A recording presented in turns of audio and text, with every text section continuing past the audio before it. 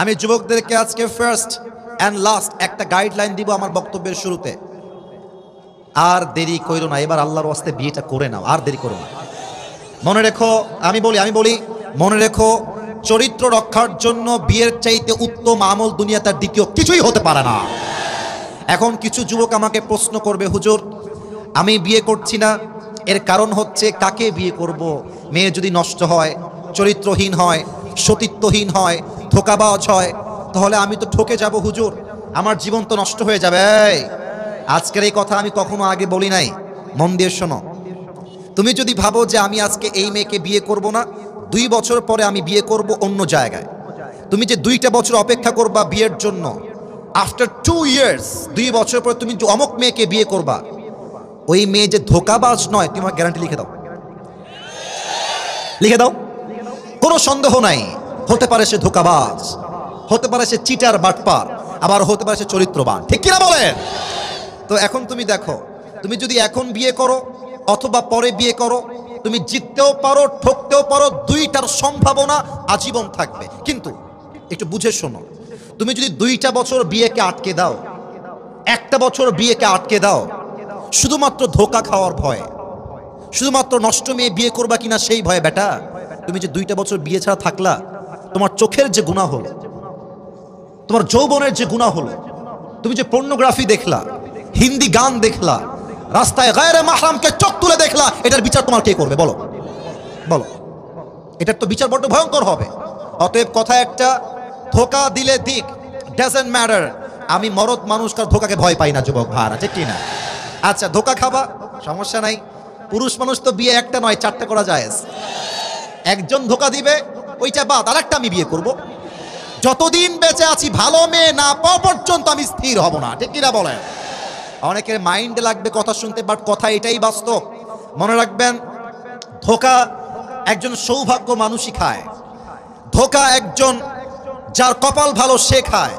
কারণ ধোঁকা হচ্ছে আল্লাহর পক্ষ থেকে বিশাল বড় নিয়ামত। এই জন্য, কারণ ধোঁকার দ্বারাই আমরা বুঝতে পারি একমাত্র আল্লাহ ছাড়া আমাকে ভালো আর কেউ বাঁচতে পারে না। আমার রবি আমার প্রকৃত বন্ধু, আমার রবি হচ্ছে আমার আসল কাছের সত্তা। অতএব ধোঁকা খেয়ে যাব, মেয়ে খারাপ হবে, না না না এখন বিয়ে করবো না, আরো সময়, আরো 2 বছর, আরো 1 মাস। বেটা যত সিঙ্গেল থাকবা হায়াত নষ্ট হবে, তোমার এনজয়মেন্ট নষ্ট হয়ে যাবে যুবক ভাইরা, ঠিক কিনা? আল্লাহ প্রত্যেকটা যুবককে সময় মতো চরিত্রবান মেয়ে দেখে বিয়ে করার তৌফিক দান করে। পড়েন সবাই আমিন। 3টা তাকবীর দিবেন, দেন তাফসীর শুরু হবে। প্রথম তাকবীর দিবেন আমার প্রিয় বিবাহিত ভাইরা, যাদের বউ আছে, আপনাদেরকে জিততে হবে, নয় মান সম্মান কিন্তু আমার নষ্ট হয়ে যাবে। বিবাহিত ভাইরা সবাই একটা কাশি দেন। এরপরে তোমরা সিঙ্গেলরা তাকবীর দিবা, আগে দেখি কার গায়ে কত জোর আছে। বিবাহিত ভাইরা প্লিজ গায়ে একটু জোর নিয়ে তাকবীর দিবেন। মুরব্বীরা রেডি হন, নারে তাকবীর। বিবাহিত ভাইদের তাকবীর শেষ, এবার সিঙ্গেলদের পালা। সিঙ্গেল একটা কাশি দাও। দেখা যাক, আমি কোনো নাম্বার দিব না, নাম্বার আপনারাই দিবেন। আমার স্যার এখানে, স্যাররা আছেন, আপনার নাম্বার দিবেন। দেখা যাক কে জিতে। সিঙ্গেল ভাইরা তাকবীর দাও, বিবাহিত ভাইরা কিপ কোয়াইট, কিপ সাইলেন্ট, চুপ থাকবেন।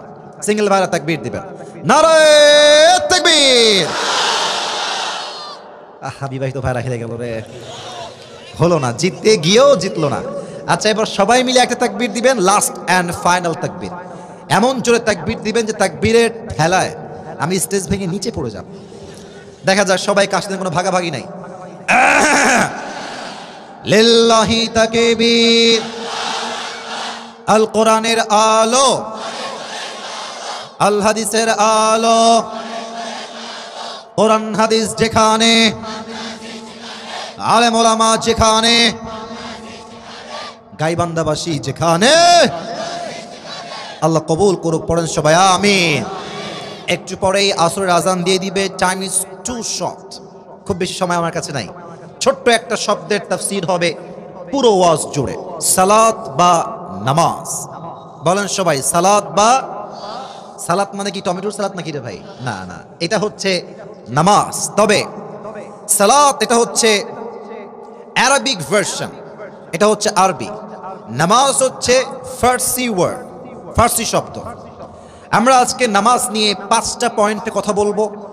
আশা করছি প্রত্যেকটা যুবক মুরব্বী আজকের ওয়াজ থেকে 5 ওয়াক্ত নামাজি বান্দা হয়ে বাসায় ফিরে যাবে। রাজি আছেন তো সবাই ইনশাআল্লাহ? আসুন আমরা তাফসীরের দিকে পরিপূর্ণ কনসেন্ট্রেট করা ট্রাই করি আমার গায়বান্দার ভাইরা। সালাত শব্দের অর্থ আমি পেয়েছি, এই যে সোনামণি, একজন সোনামণি বাচ্চা, বসো, ওই যে ওকে ধরেন ধরেন ধরেন, কান্টুপিওয়ালা, বসো বসো বসো। নতুন নতুন নতুন, এটা শেষে, এটা শেষে, এখন না, শেষে। কেউ যাবেন না, কেউ যদি উঠে যায় লুঙ্গিটা টান দিয়ে ধরে বসায় দিবেন, ঠিক আছে? হ্যাঁ, তবে লুঙ্গি যেন খুলে না যায়, ঠিক আছে? অল্প সময় আছে, আমরা দোয়া না করে কেউ যাব না। রাজি আছেন তো সবাই ইনশাআল্লাহ? আমার হাত দেখেন, লুক অ্যাট মাই 3 ফিঙ্গার্স, 3 আঙ্গুল। বলেন এবার আমার হাতের দিকে তাকিয়ে, সালাত শব্দের অর্থ কয়টা? মুরব্বীরা কথা বলতে হবে আব্বা জান, বলেন সবাই কয়টা? Number 1, salah means literally connection, link or communicate with Allah subhanahu wa ta'ala. নামাজ মানে হচ্ছে সম্পর্ক, সালাত মানে সম্পর্ক।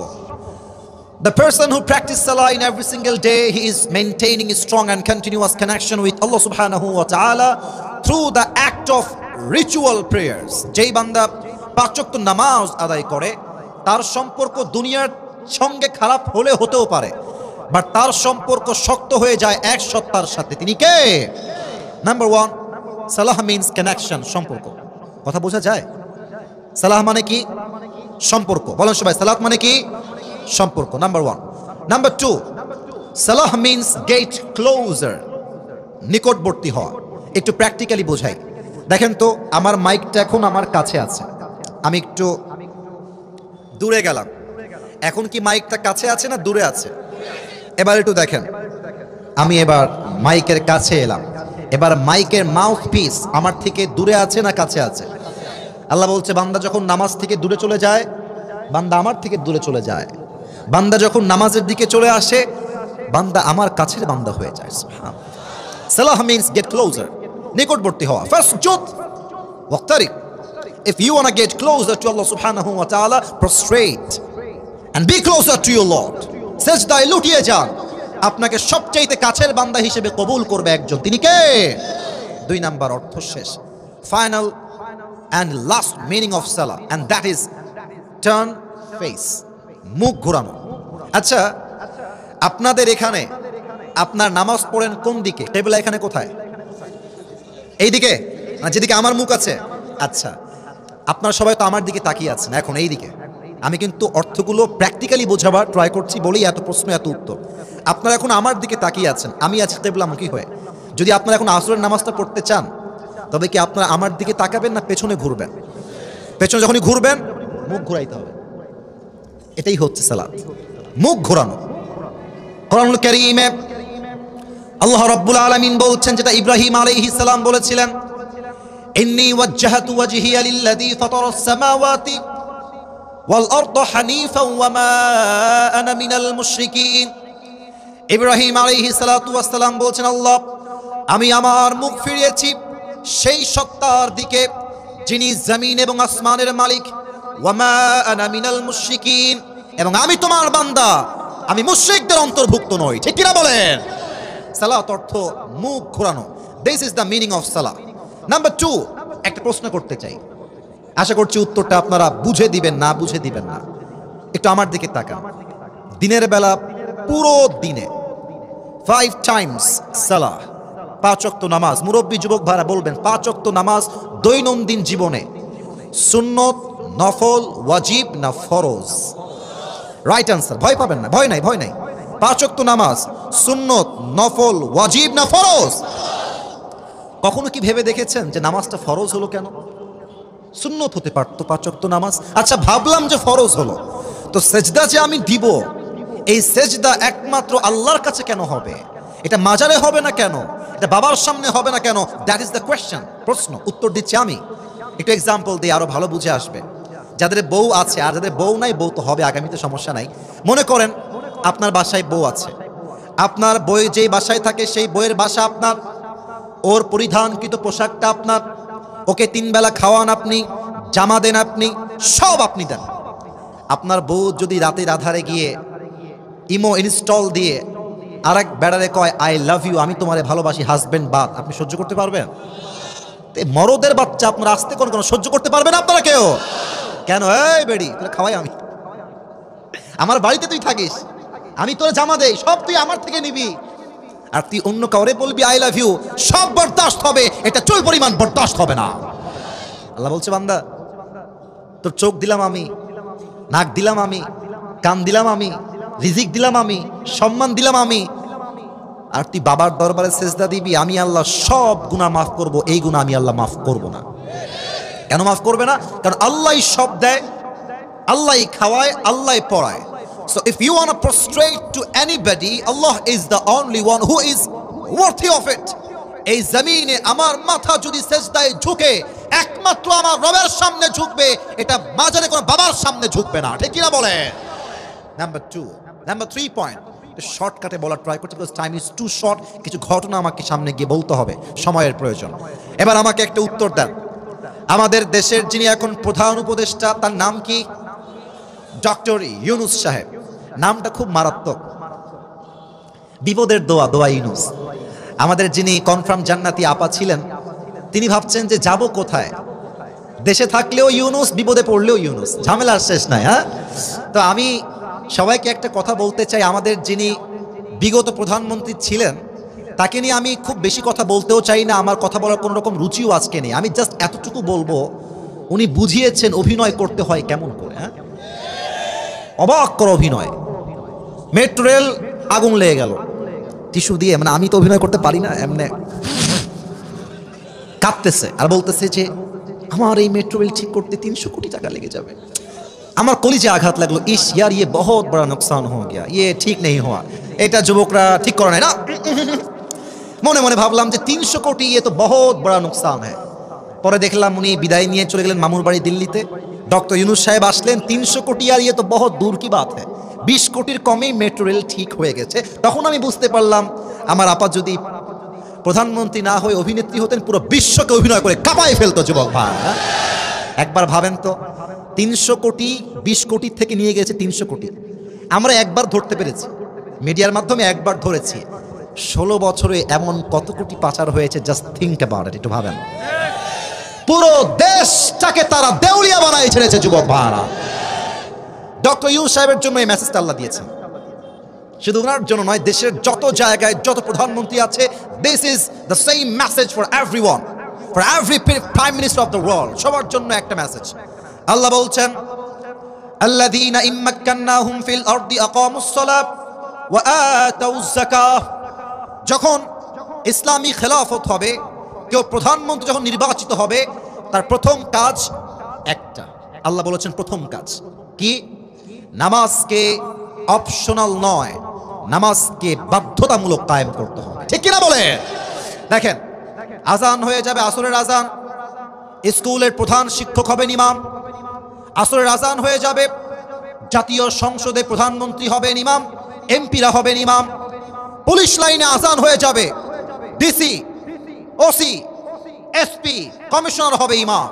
কলেজে আজান হয়ে যাবে, কলেজের ভাইস চ্যান্সেলর হবে ইমাম। দেশের চিত্র যদি হয় এমন, এই দেশে আর কোনো ডাকাতি, সুদখোর, ঘুষখোর বাকি থাকবে না। নামাজ আজ থেকে অপশনাল নয়, বাধ্যতামূলক আইন করতে হবে। আমরা সবাই চাই কি চাই না? বলেন তো, বাংলাদেশের রাজধানীর নাম কি? একটু জোরে বলেন, নাম কি? আচ্ছা, একটা জিনিস খেয়াল করেন, ঢাকায় যখন প্রবেশ করবেন, ঢাকায় ঢোকার পথে দেখবেন ঢাকায় একটা জেলা আছে, নাম হচ্ছে গাজীপুর জেলা। নাম শুনেছেন না আপনারা? গাজীপুরে গেলে দেখবেন যে ফ্যাক্টরি আর ফ্যাক্টরি, অভাব নাই ফ্যাক্টরি। প্রত্যেকটা ফ্যাক্টরির প্রধান গেট লেখা থাকবে লম্বা করে, নামাজ নাই যার, চাকরি নাই তার। প্রত্যেকটা শ্রমিক 5 ওয়াক্ত নামাজ সেই দিন থেকে হয়ে যাবে।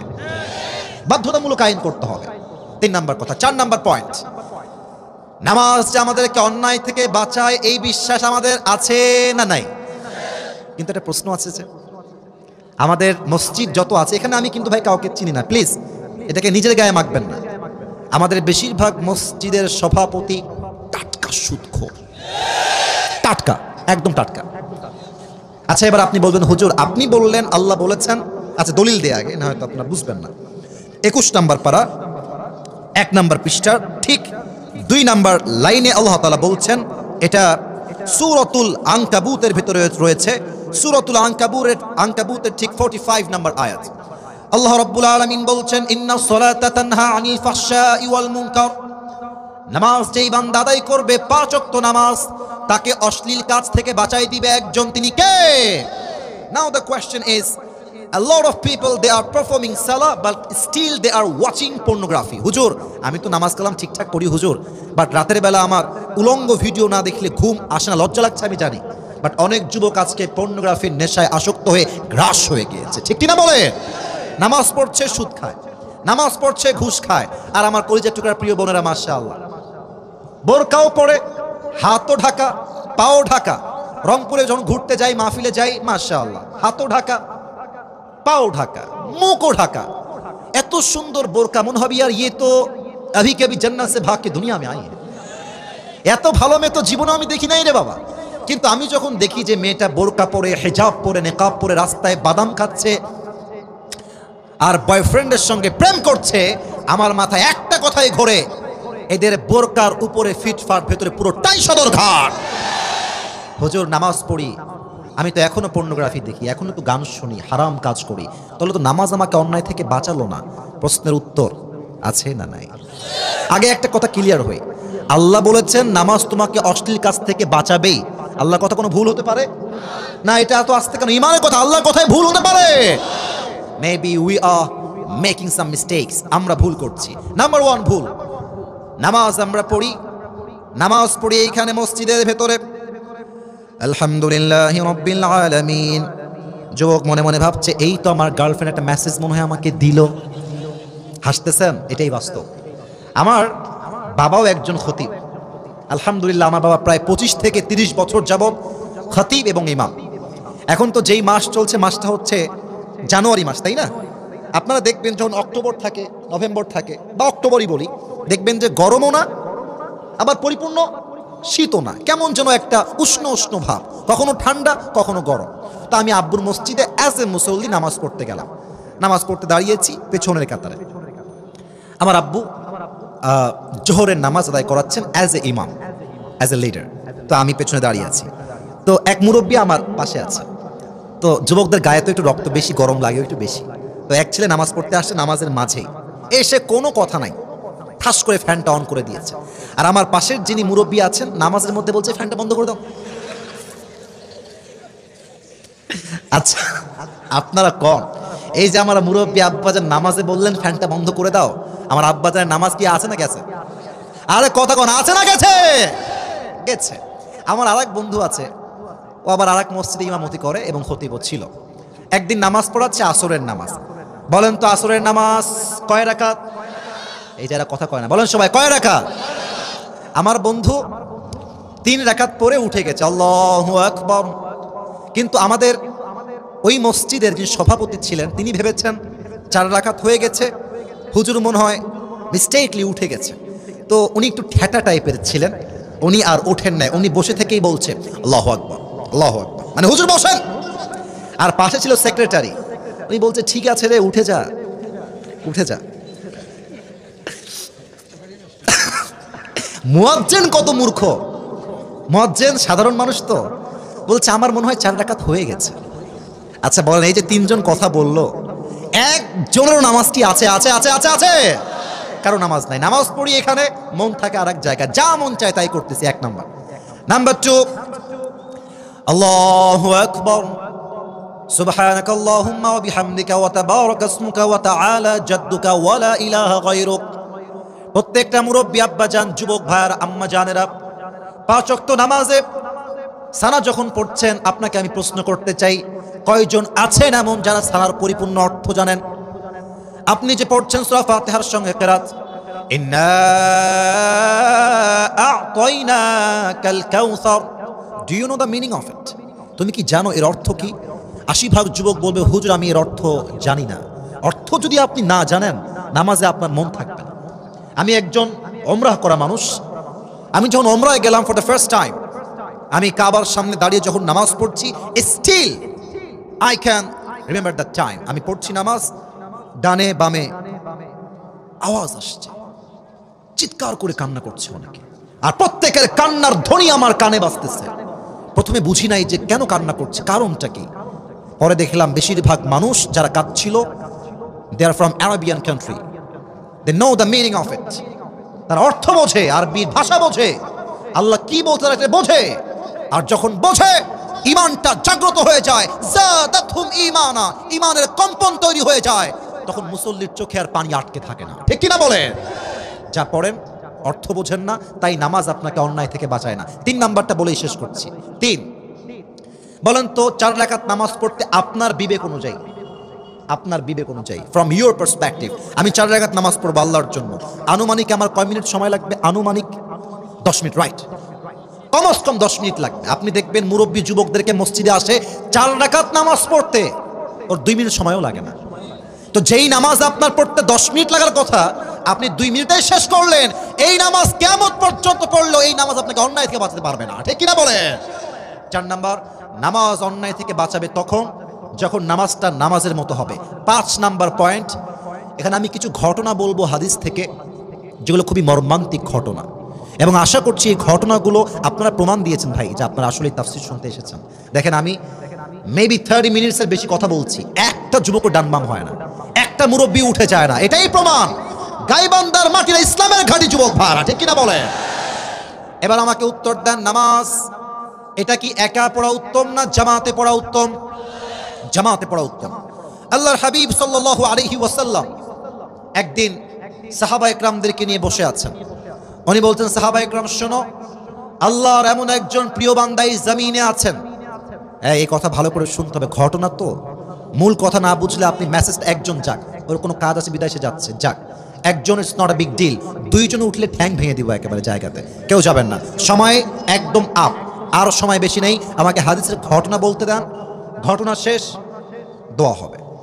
উনি বললেন যে, আচ্ছা একটু পরে দেখছি, বলছেন যে একজন ব্যক্তি আছেন এমন যাকে আল্লাহ দুনিয়ার সমস্ত জাগতিক সুখ দিতে চেয়েছেন, তবে তিনি সমস্ত সুখকে রিজেক্ট করে আল্লাহর সঙ্গে সাক্ষাৎ করাকে সবচেয়ে বেশি উত্তম মনে করেছেন। সুবহানাল্লাহ পড়বেন না আপনারা সবাই?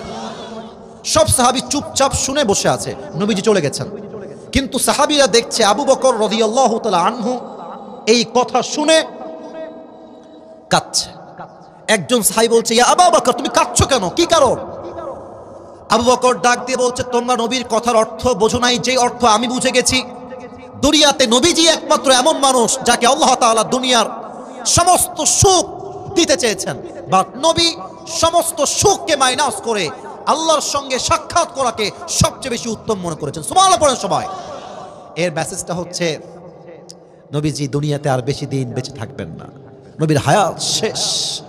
ঠিক সেই দিন এশারের নামাজের সময় যখন হয়ে গেল, সাহাবা একরাম অপেক্ষায় আছে, নবীজি আসবেন, জামাতের সঙ্গে আমরা নামাজ আদায় করব।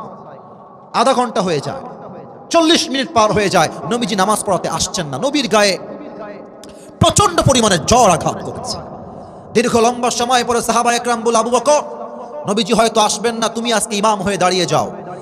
আবু বকর নিজেই ইমাম হয়ে দাঁড়িয়ে গেলেন। আল্লাহু আকবার, নামাজ শুরু হয়ে গেল। আবু বকর রাদিয়াল্লাহু তাআলা আনহু যখন কিরাত তেলাওয়াত করছেন, কিরাতের প্রত্যেকটা ধ্বনি নবীজির ঘরে গিয়ে পৌঁছে গিয়েছে। নবীজি বলছে, আয়েশা এদিকে আসো। এসেছে। নবীজি কি করবো বলেন? বলছে, আমি তো জ্বরে আক্রান্ত, উঠতে পারছি না, আমার পিঠ দেখেন, পিঠের দিকে। বলছে, তুমি আমার পিঠে একটু হালকা 2 হাত দিয়ে ভর করে আমাকে একটু উঠিয়ে দাও, আর ঘরের জানালাটা খুলে দাও। জানালা খুলে দেওয়া হলো, নবীকে ওঠানো হলো। নবীজি মসজিদে নববীর দিকে চোখ তুলে এমনি তাকিয়ে আছে, আর আয়েশা দেখছে নবীর 2 চোখ বেয়ে বেয়ে পানি ঝরছে। ইয়া রাসূলুল্লাহ, আপনি কাঁদছেন কেন, কান্না কেন আপনার চোখে? নবীজি বলছে, আয়েশা, আমার এই চোখের পানি কষ্টের পানি নয়। আজ আমার চোখের সামনে যেই জামাতটা আমি দেখতে পাচ্ছি, এই আল্লাহর জমিন, আল্লাহর নামাজের জামাত কায়েম করবার জন্য উহুদের ময়দানে আমার দান্দান মোবারক শহীদ হয়েছে, তায়েফের জমিনে আমার রক্ত ঝরেছে, হাজার সাহাবীর জীবন গিয়েছে, হাজার যুবকের তাজা রক্তের বিনিময়ে আল্লাহর এই জমিনে আল্লাহর জামাত কায়েম হয়েছে। ঠিক কিনা বলেন?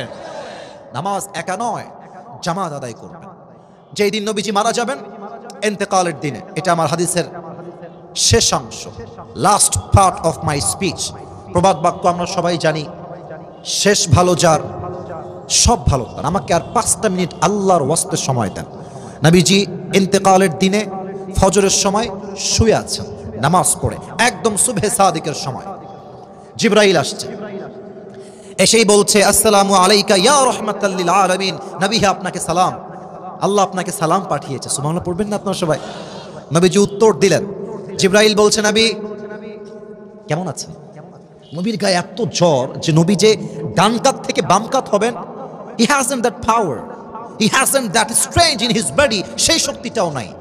এত কষ্টেও নবীজি বলছেন জিবরাইল আলহামদুলিল্লাহ আলা কুল্লি হাল, আল্লাহ আমাকে অনেক ভালো রেখেছে। সুবহানাল্লাহ পড়বেন না আপনারা সবাই? একটা কথা অপ্রাসঙ্গিক বলে ফেলি, প্রাসঙ্গিক না যদিও বা অপ্রাসঙ্গিক হবে, এই একটা বাক্যই ফুল ওয়াজের বাহিরে বলছি, মূল বক্তব্যের বাহিরে আমি একটা কথাও নামাজের বাহিরে বলি নাই, এটাই বলছি। আমার মনে হয় এই মেসেজ থেকে শিক্ষা আছে আমাদের সবার জন্য, কারণ এখান থেকে নিয়ে যতজন আজকের মাহফিলে এসেছে, if I am not making any mistake, যদি আমার ভুল না হয়, এটা আমার আন্তরিক বিশ্বাস, আমি সহ সবাই আমরা এখানে মধ্যবিত্ত পরিবারের সন্তান। ভুল বললাম না ঠিক বললাম? যারা আপনারা আমাকে একটু একটু চেনেন, আমি আমার একটা ওয়াজে বলেছিলাম যে মধ্যবিত্ত পরিবারের সন্তান মানেই হচ্ছে এক একটা ব্র্যান্ড। যুবক ভাই, কেন ব্র্যান্ড? সাইকেল দিবেন আমার চলবে, বাইক দিবেন আমার চলবে, কার দিবেন আমার চলবে, বলবেন যে কিছুই দিব না, হেঁটে হেঁটে আসতে হবে, মাইলকে মাইল আমি হাঁটতে পারবো, কারণ আমি মধ্যবিত্ত পরিবারের সন্তান। ভাত দিবেন ডাউল দিবেন চলবে, ভাত দিবেন সবজি দিবেন চলবে, ভাত দিবেন ভর্তা দিবেন চলবে, ভাত দিবেন কিছুই দিবেন না, এক গ্লাস পানি দিবেন, একটা মরিচ দিবেন, পান্তা ভাত হলেও আমার চলবে। আপনি আমাকে খাট দিবেন ঘুমাবো, খাট দিবেন না তাও ঘুমাবো, কম্বল দিবেন ঘুমাবো, কম্বল দিবেন না তাও ঘুমাবো, বালিশ দিবেন ঘুমাবো, বালিশ দিবেন না তাও ঘুমাবো, ফ্লোর দিবেন টাইলসে আমি শুয়ে যাব। কারণ কি? আমি বড়লোক ঘরে থাপুস থুপুস খেয়ে বড় হওয়া ব্রয়লার মুরগি না, আমি মধ্যবিত্ত পরিবারের সন্তান। আমি যেমন আরাম করতে পারি, আমি চাইলে ঘাড় ভাঙ্গা কঠোর পরিশ্রম করতে পারি। যুবক ভাড়া, নবীজি মেসেজ দিচ্ছে আমাদের জন্য, অবস্থা যতই খারাপ হোক, যদি কেউ বলে এই কেমন আছো, সব ভুলে যাবা, বলবা আলহামদুলিল্লাহ। আমি প্র্যাকটিস করি সবার সাথে, নিজেও প্র্যাকটিস করছি, আমি নিজেও একজন মধ্যবিত্ত পরিবারের ছেলে, সবাইকে বলবো প্র্যাকটিস হিসেবে এই কেমন আছেন, না হয় নাই আলহামদুলিল্লাহ, আবার জোরে শুনতে চাই কেমন আছেন। এটা লাভ কি হবে জানেন? কোরআন থেকে রেফারেন্স দিই না, আবার বলবেন ভুয়া কথা বলছি। ইন্নামা ইউওয়াফাস সাবিরুনা আজরাহুম বিগাইরি হিসাব, যারা সুখে দুঃখে ধৈর্যের সাথে শুকরিয়া আদায় করবে, কিয়ামতের দিন আল্লাহ তাকে বিনা হিসাবে জান্নাত দিবেন। They will be given their reward without measure, কোনো হিসাব হবে না। আল্লাহ বলবে এই শুকরগুজার বান্দা বের হও, এই সবরকারী বান্দা বের হও, আজ আমি আল্লাহ ধৈর্যশীলদের জন্য বিনা হিসাবে জান্নাত তৈরি করে রেখে দিয়েছি। সুবহানাল্লাহ। নবীজি বললেন জিবরাইল আলহামদুলিল্লাহ, আল্লাহ অনেক ভালো রেখেছে। জিবরাইল বলছে নবী আজকে তো আমি একা আসি নাই, একটা মেহমান এসেছে। কে গো মেহমান? নিয়ে আসো। নবী আগে শোনেন মেহমানের নামটা কি? কে? বলছে ইসমুহু মালাকুল মউত আজরাইল। ও আচ্ছা আচ্ছা, নিয়ে আসো।